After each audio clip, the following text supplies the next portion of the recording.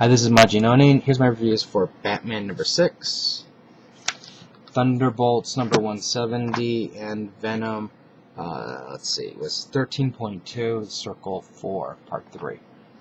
First of all, I want to say this. I loved every one of these issues. I don't know. Personally, this could be because I was sniffing a lot of glue helping somebody last week, and maybe that glue effect is still working on my head, because all these issues, everything I've read so far, I've enjoyed to some degree, which is rare because usually there's something I just go, oh, are you kidding me? Now, let's go on with Venom first. I think Venom's story was fantastic. You have decent art. There's parts of it here and there which I thought was kind of weak, but overall I really liked it. You have some nice battling going on. You have interesting story that's advancing, and it's advancing kind of quickly. And you have, I'm just going to throw it out there, you have character death. Pretty much everybody got killed. And now, the only reason why I threw that out there is because we know obviously these people didn't get killed. Curious to see how they're going to get resurrected pretty quick, considering we still have some more issues to deal with in the story. And I'm really, like I said, I'm really enjoying it. And looks like at the end of this issue here, you have Doctor Strange and the Son of Satan getting involved, more actively involved in the battle. So I'm really looking forward to it. So far, this has been really good. If anything, the one thing I will say that it's a hindrance to this is, I was thinking to myself if I was going to get this as a trade, and I think with the different artists that are involved here, it might be distracting, I guess you can say, because I think in some cases they're good, some cases they're not so good, or not only say not so good, it's maybe not as visually appealing to me as some other artists would be, and I think that's a distraction. But overall, I really am enjoying this as a whole. Okay, Thunderbolts number, 170. This was actually, I really enjoyed it. You have the Thunderbolts breaking out of the dungeon. You have Troll flying a dragon. You have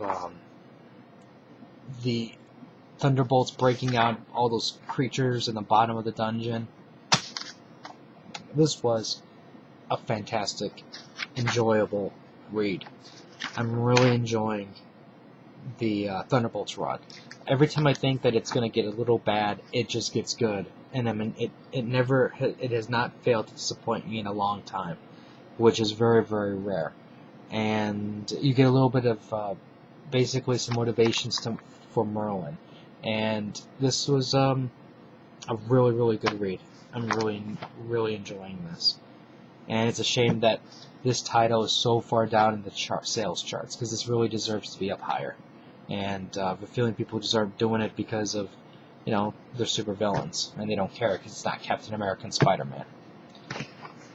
Okay. Batman, number 6. The Owls. Council of the Owls. This was fantastic. Maybe I need to come up with another word for other than fantastic, but this was a great read. The battle between Bruce and the Council of the Owls was great, and the only reason why I'm saying the Council of the Owls as a whole is because they actually get involved a little bit, and I'll explain that in just a second. The one thing I wanted to point out before I go into that is the artwork is just so well done. The way Bruce's eyes are looking, it's just great. The way they're doing the panels, the fight scene, everything. Even the Council of the Owls, the way they look, it's just twisted and evil, and I'm really enjoying it. Now, how they're involved, the Council of the Owls are involved, is they're basically spectators. And I envision them as a sense of gladiators. You have two gladiators fighting, and then they're in the stands determining if somebody lives or dies type thing. And, everybody wants Batman to get back broken, spine ripped out, but the little girls like hurt him some more, and then it's just the punishment continues type thing.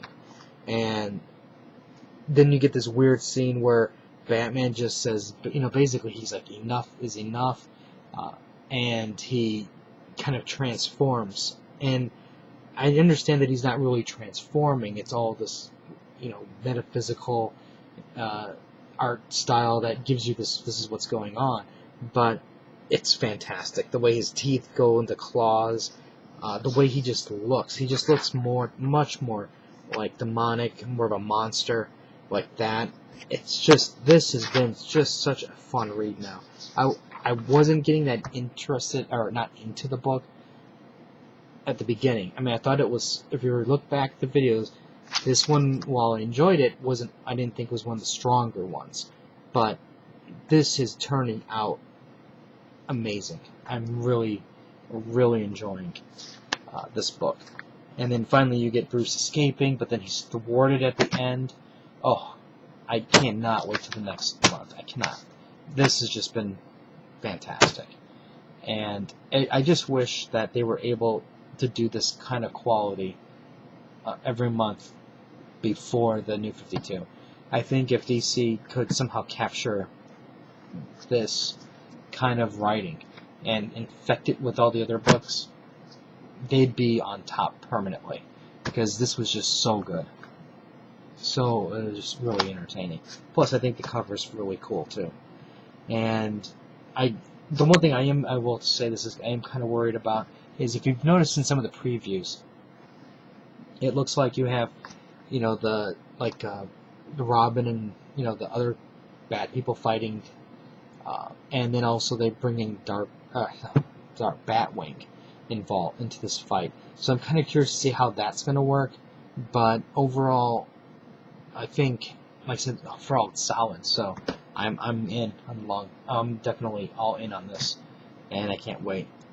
If you have any comments or questions, let me know. Rate the video up or down. Let me know what you think, and I'll have more reviews up later. So until next time.